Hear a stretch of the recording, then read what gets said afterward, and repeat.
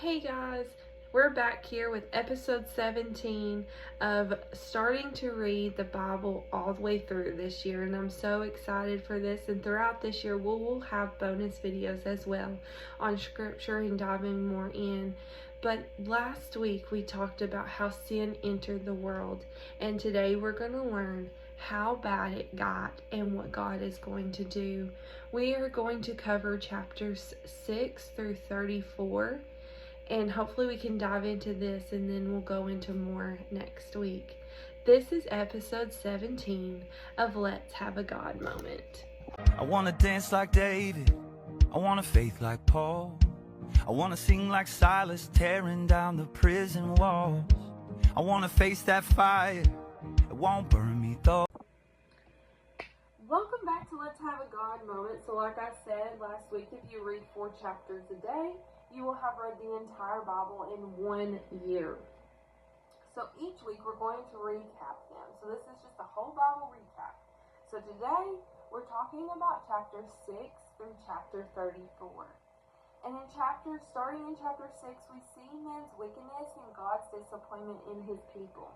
And God was pretty fed up at this point. There was so much sin in the world, so much wickedness, he was just like, I'm done, let's restart.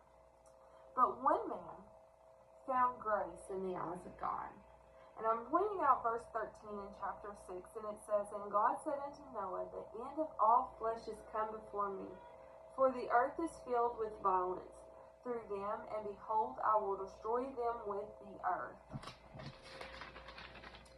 This leads into the instruction to build the ark, because we know the flood is coming. We see divine judgment, pervasive corruption, comprehensive destruction, God communication.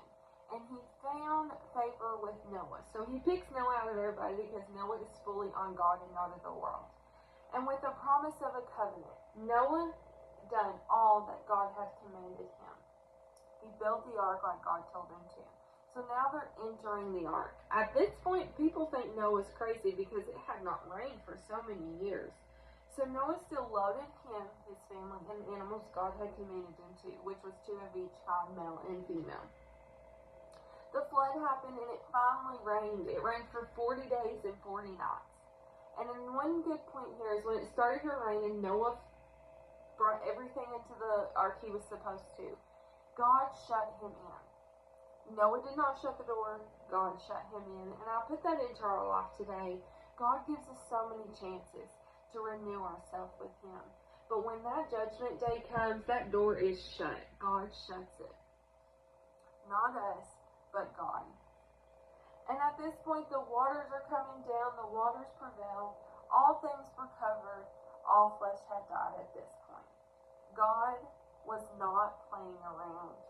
So we see that the flood's coming down, and then it stopped. So it stopped after the 40 days, and the waters receded. This lasted 150 days.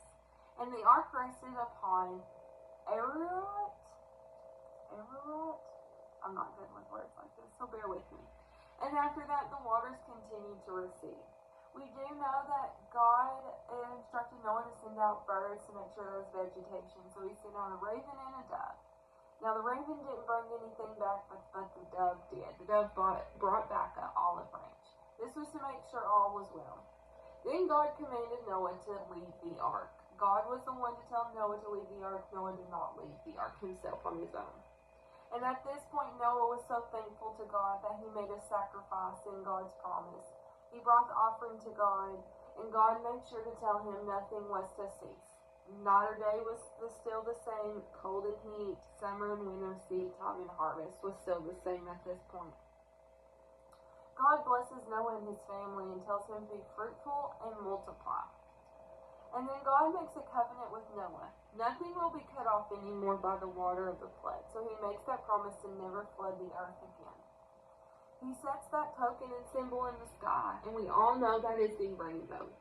The rainbow is the rainbow is used for only the promise of God, nothing else in this world.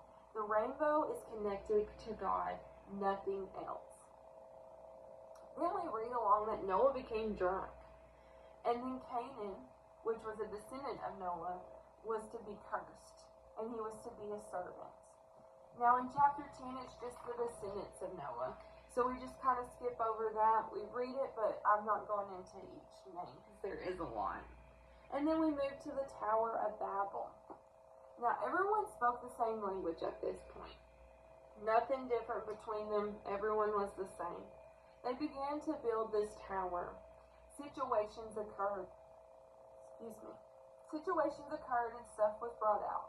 And the Lord scattered them with different languages. Then we move into Abram. And Abram's call.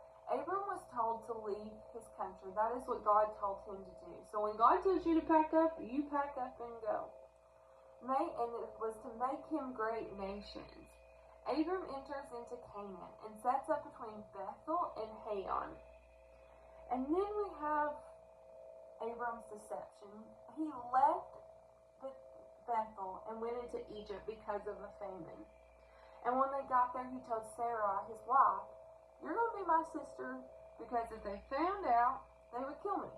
And as I gathered for that, they said she was very a likable woman. So I'm thinking, she may have been too pretty for Abram. So he lied. God knew he had lied, so the punishment was to send plagues to Egypt for this.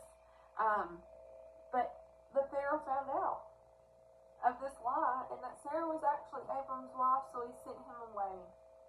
So Abram returned to Bethel, not Bethlehem. Abram separates from his nephew Lot. Abram went to Canaan, and Lot went towards Sodom. God renews his covenant with him. We also see in chapter 14 that there was a battle of kings, and Lot was captured, and then he was rescued. He was brought out of that. We also know that Abram has a vision, and he's talking to God, that because he has no children, he has no offspring. But God promised him an heir, that he would have children. The covenant renewed, he had an offering to God. Abram's deep sleep and vision that he had after this was his descendants would have hardship. This was talking about when the Israelites are in Egypt and all things were going before they were brought out. And we'll get into that in Exodus, but this is a foreshadowing that Abram saw in his vision from God. So, going back to Abram having children, Hagar was given to Abram because she was a handmaid.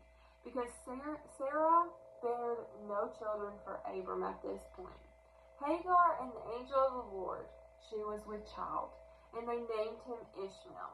And then we have the birth of Ishmael. And then we see again that God renews his covenant with Abram. Thou be a father of many nations.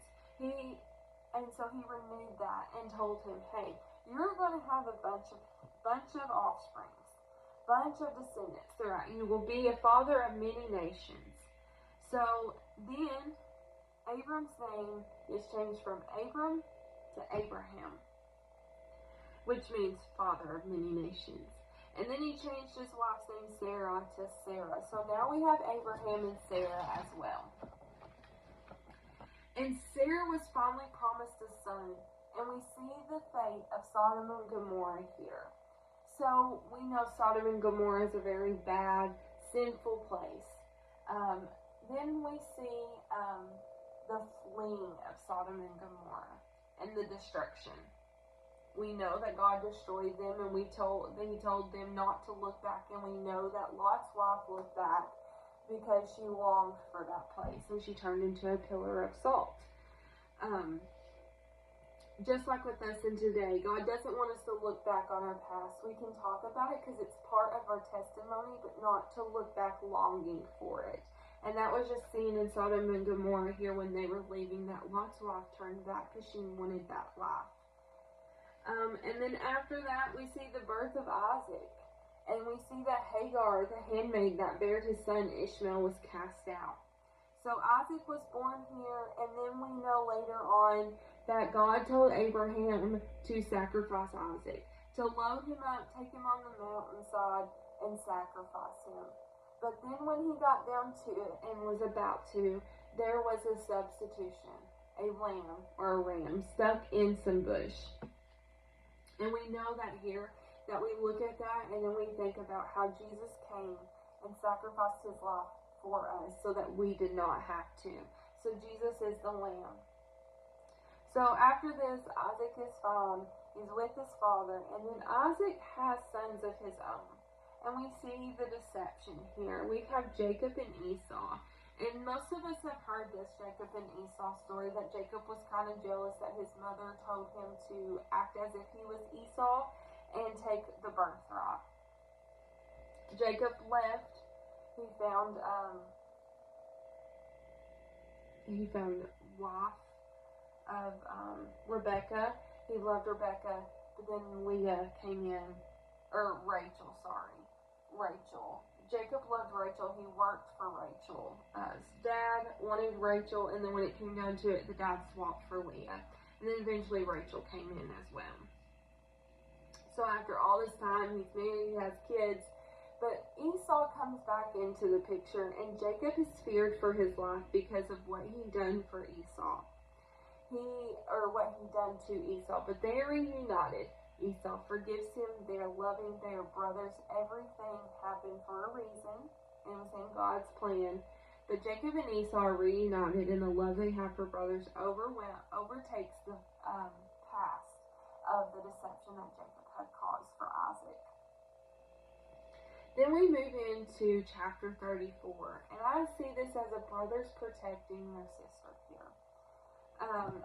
As we look, I will go into more in depth in this one. We see in chapter 34 here that a girl was taken advantage of. Her name was Dinah. She was taken advantage of because this man loved her so much, and before they were wed, he took advantage of her. And then the brothers and Jacob deceived the family.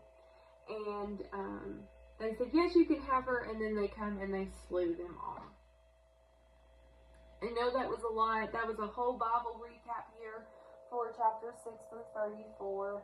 I'm trying to go through it kind of quick, kind of fast, because I know we would be here all day. It would be quite a lengthy video. And I just want to make it quick. I know that if you're reading this, you're reading more in depth than I'm giving here, and I'm reading here and studying more and giving you all the highlighted points from the beginning to the end.